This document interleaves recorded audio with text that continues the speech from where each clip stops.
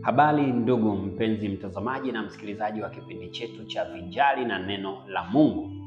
Kipindi kilichopita bado tulikuwa tunaiangalia historia ya Yusufu kutoka udogo wake, namna walivyomfanyia ndugu zake mpaka leo hii Yusufu yupo Misri na akiwa kiongozi mkubwa sana katika eneo la Misri chini ya Farao. Leo Mwanzo sura ya 47 mstari wa kwanza unasema, ndipo Yusufu akaja akamwambia Farao akasema, baba yangu na ndugu zangu na kondoo zao na ng'ombe zao na yote walionayo wamekuja kutoka nchi ya Kanani, nao wako katika nchi ya Gosheni. Mstari wa pili, akatwaa watu 5 miongoni mwa nduguze akawasimamisha mbele ya Farao.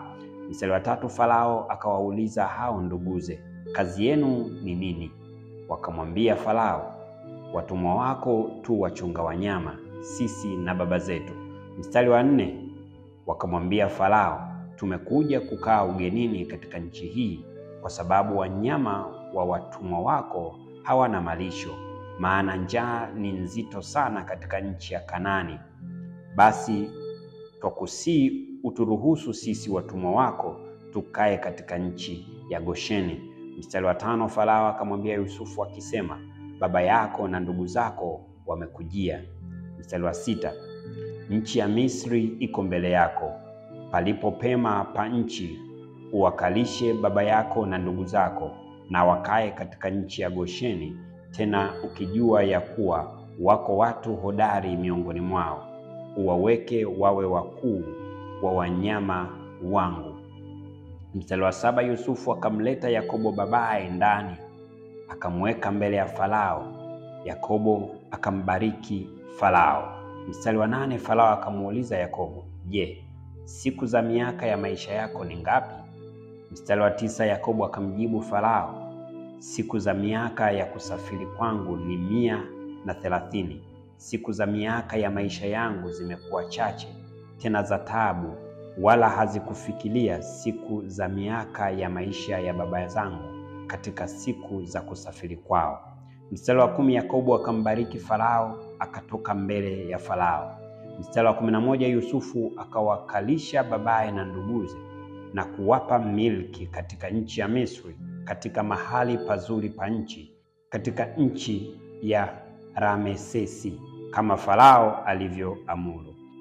Mstari wa 12, naye Yusufu akawalisha babaye na nduguye na nyumba yote ya babaye kwa kadri ya hesabu ya watoto wao. Mstari wa 13, wala hapakuwa na chakula katika nchi yote, kwa kuwa njaa ilikuwa nzito sana, hata nchi ya Misri na nchi ya Kanani zikataabika kwa sababu ya njaa. Mstari wa 14, Yusufu akakusanya fedha zote zilizoonekana katika nchi ya Misri na katika nchi ya Kanani kwa nafaka aliyoinunua. Yusufu akazileta zile fedha nyumbani kwa Farao.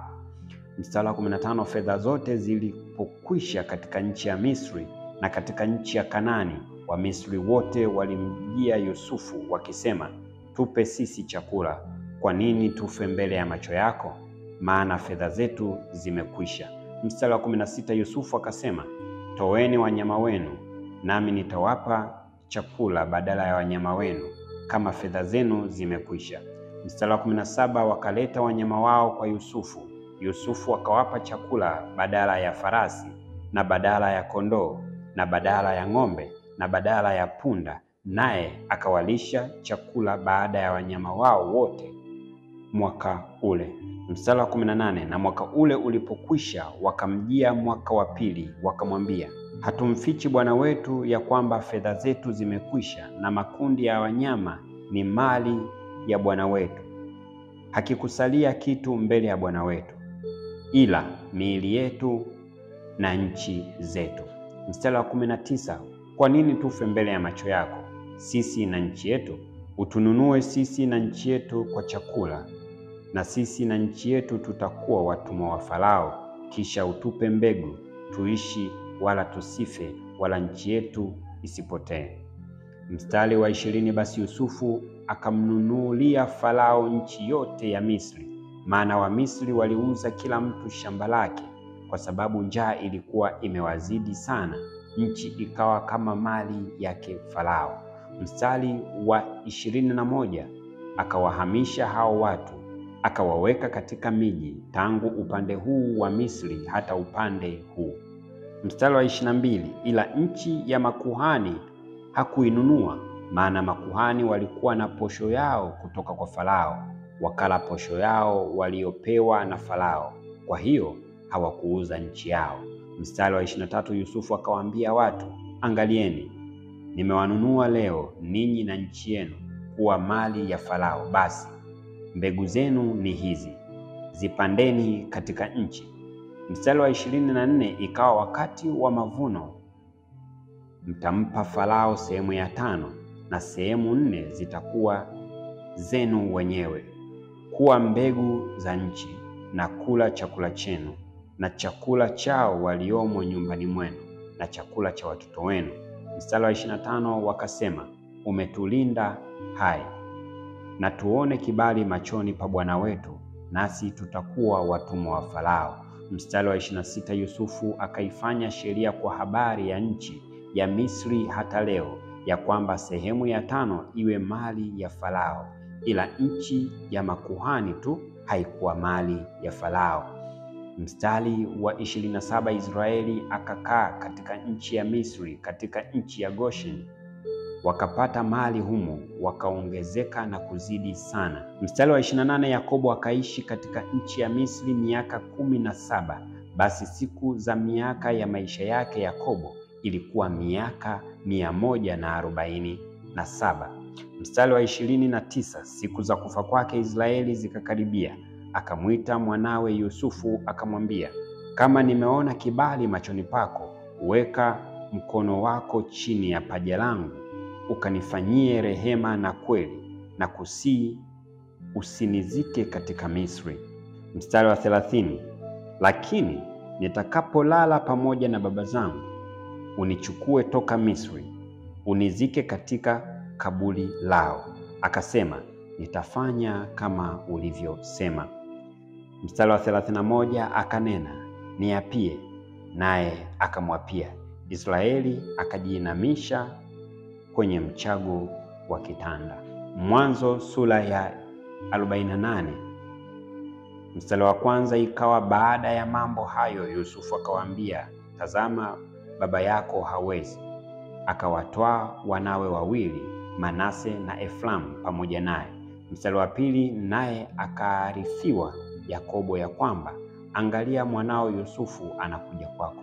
Israeli akajitia nguvu, akaketi juu ya kitanda. Mstari wa 3, Yakobo akamwambia Yusufu, Mungu Mwenyezi alinitokea huku Luzu katika nchi ya Kanani, akanibariki. Mstari wa 4, akaniambia, mimi hapa nitakuongezea uzao wako na kukuzidisha, nami nitakufanya uwe kundi la mataifa, kisha nitawapa wazao wako nchi hii baada yako, iwe miliki ya milele.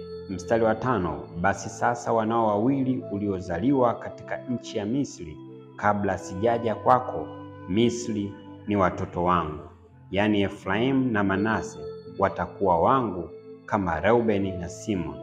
Mstari wa 6, na wazao wako utakaozaa baada ya hawa watakuwa wako, kwa jina la ndugu zao wataitwa katika urithi wao. Mstari wa 7, na mimi nilipokuja kutoka Padan, Raheli akanifia katika nchi ya Kanani njiani, si mwendo mkubwa kabla ya kufika Efrati, nikamzika katika njia ya Efrati, ndiyo Bethlehemu. Mstari wa 8, Israeli akawaona wana wa Yusufu, akasema, ni nani hawa? Mstari wa 9, Yusufu akamwambia babaye, hawa ni wanangu, Mungu alionipa hapa. Akasema, tafadhali uwalete kwangu, nami nitawabariki. Mstari wa 10, na macho ya Israeli yalikuwa mazito kwa uzee, wala hakuweza kuona. Akawaleta kwake, naye akawabusu na kuwakumbatia. Mstari wa 11, Israeli akamwambia Yusufu, sikudhani ya kwamba nitakuona uso wako, na Mungu amenionyesha na uzao wako pia. Mstari wa 12, Yusufu akawatoa katika magoti yake, naye akainama kifudifudi. Mstari wa 13, Yusufu akawaweka wote wawili, Efraimu katika mkono wake wa kuume kuelekea mkono wa kushoto wa Israeli, na Manase katika mkono wake wa kushoto kuelekea mkono wa kuume wa Israeli, akawasogeza karibu naye.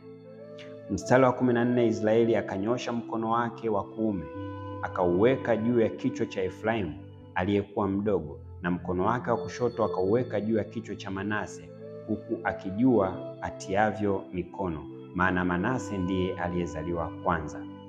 Mstari wa 15, akambariki Yusufu akasema, Mungu ambaye baba zangu Ibrahimu na Isaka walienenda mbele zake, yeye Mungu aliyenilisha maisha yangu yote hata siku hii ya leo. Mstari wa 16, naye malaika aliyeniokoa na waovu wote na akawabariki vijana hawa, jina langu na litajwe juu yao na jina la baba zangu Ibrahimu na Isaka, na wawe wingi wa watu katika nchi. Mstari wa 17, Yusufu alipoona kwamba babaye anaweka mkono wake wa kuume juu ya kichwa cha Efraimu, ikawa vibaya machoni pake, akauinua mkono wa babaye auondoe katika kichwa cha Efraimu ili auweke juu ya kichwa cha Manase. Mstari wa 18, Yusufu akamwambia babaye, sivyo babangu, maana huyu ni mzaliwa wa kwanza, weka mkono wako wa kuume kichwani pake. Mstari wa 19, babaye akakataa akasema, najua mwanangu, najua. Yeye naye atakuwa taifa, yeye naye atakuwa mkuu, lakini ndugu yake mdogo atakuwa mkubwa kuliko yeye, na uzao wake watakuwa wingi wa mataifa. Mstari wa 20, akawabariki siku ile akasema, katika ninyi Waisraeli watabariki wakisema, Mungu na akufanye kama Efraimu na Manase. Akamweka Efraimu mbele ya Manase. Mstari wa 21, Israeli akamwambia Yusufu, angalia, mimi ninakufa, lakini Mungu atakuwa pamoja nanyi, naye atawarudisha mpaka nchi ya baba zenu. Mstari wa 22, nami nimekupa wewe sehemu moja zaidi kuliko ndugu zako niliyoitwaa katika mikono ya Waamori kwa upanga wangu na upinde wangu. Mwanzo sura ya 49 mstari wa 1, Yakobo akawaita wanawe akasema, kusanyikeni ili niwaambie yatakayowapata siku za mwisho. Mstari wa 2, kusanyikeni msikie enyi wana wa Yakobo, msikilizeni Israeli baba yenu. Mstari wa 3, Reubeni mzaliwa wangu wa kwanza, nguvu zangu na malimbuko ya uwezo wangu, umewapita wengine kwa ukuu na kwa nguvu. Mstari wa 4, umeruka mpaka kama maji, basi usiwe na ukuu, kwa sababu ulikipanda kitanda cha baba yako ukakitia unajisi, alikipandia kitanda changu. Mstari wa 5, Simeoni na Lawi ni ndugu, panga zao ni silaha za jeuri. Mstari wa 6, nafsi yangu usiingie katika siri yao, fahari yangu usiungane na kusanyiko lao, maana katika ghadhabu yao walimuua mtu, na kwa ukaidi wao walitaka mshipa wa ng'ombe. Mstari wa 7, ghadhabu yao na ilaaniwe, maana ilikuwa kali, na hasira yao, maana ilikuwa haina huruma. Nitawagawa katika Yakobo, nitawatawanya katika Israeli. Mstari wa 8, Yuda, ndugu zako watakusifu, mkono wako utakuwa shingoni mwa adui zako, maana wana wa baba yako watakuinamia. Mstari wa 9, Yuda ni mwana simba kutoka katika mawindo, mwanangu umepanda, aliinama akalijaza kama simba, na kama simba mke ni nani atakayemwamsha? Mstari wa 10, fimbo ya enzi haitaondoka katika Yuda, wala mfanya sheria kati ya miguu yake, hata atakapokuja yeye mwenye milki, ambaye mataifa watamtii. Mstari wa 11, akafunga punda wake katika mzabibu na mwanapunda wake katika mzabibu mzuri, amefua nguo zake kwa mvinyo na mavazi yake kwa damu ya zabibu. Mstari wa 12, macho yake yatakuwa mekundu kwa mvinyo na meno yake yatakuwa meupe kwa maziwa. Mstari wa 13, Zabuloni atakaa pwani ya bahari, naye atakuwa kama pwani za kuegesha merikebu, na mpaka wake utakuwa kando ya Sidoni. Mstari wa 14, Isakari ni punda hodari ajilazaye kati ya mazizi ya kondoo. Mstari wa 15, akaona mahali paraha kuwa pema na nchi ya kuwa ni nzuri, akainama bega lake lichukue mizigo, akawa mtumishi kwa kazi ngumu. Mstari wa 16, Dani atahukumu watu wake kama moja ya makabila ya Israeli. Mstari wa 17, Dani atakuwa nyoka barabarani, bafe katika njia, aumaye visigino vya farasi, hata apandaye ataanguka chali. Mstari wa 18, wokovu wako nimeungoja, e Bwana. Mstari wa 19, Gadi jeshi litamsonga, lakini atawasonga wao mpaka visigino. Mstari wa 20, Asheri chakula chake kitakuwa kinono, naye atatoa tunu za kifalme.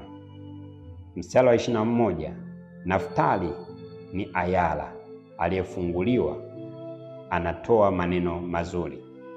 Mstari wa 22, Yusufu ni mti mchanga wenye kuzaa, mti mchanga wenye kuzaa karibu na chemichemi, matui yake yamepanda ukutani. Mstari wa 23, wapiga mishale walimtenda machungu, wakamtupia, wakamuudhi. Mstari wa 24, lakini upinde wake ukakaa imara, mikono yake ikapata nguvu, kwa mikono ya mwenye enzi wa Yakobo, kwa jina la mchungaji, yeye jiwe la Israeli. Mstari wa 25, naam, kwa Mungu wa baba yako atakaye kusaidia, kwa mibaraka ya mbinguni juu, mibaraka ya vilindi vilivyo chini, mibaraka ya maziwa na ya mimba. Mstari wa 26, mibaraka ya baba yako imepita mibaraka ya milima ya kale, vitu vinavyotamanika, vilima vya milele, na vikae juu ya kichwa cha Yusufu, juu ya utosi wa kichwa chake, aliye mkuu kati ya ndugu zake. Mstari wa 27, Benyamini ni mbwa mwitu mwenye kuraruararua, asubuhi atakula mawindo na jioni atagawanya mateka. Mstari wa 28, hizo zote ndizo kabila za Israeli 12, na hayo ndiyo aliyowaambia baba yao, na kuwabariki moja mmoja kwa mbaraka wake aliwabariki. Mstari wa 29, akawaamuru akasema, mimi ninakwenda kukusanywa pamoja na watu wangu, mnizike pamoja na baba zangu katika pango iliyomo shambani mwa Efroni Muhiti.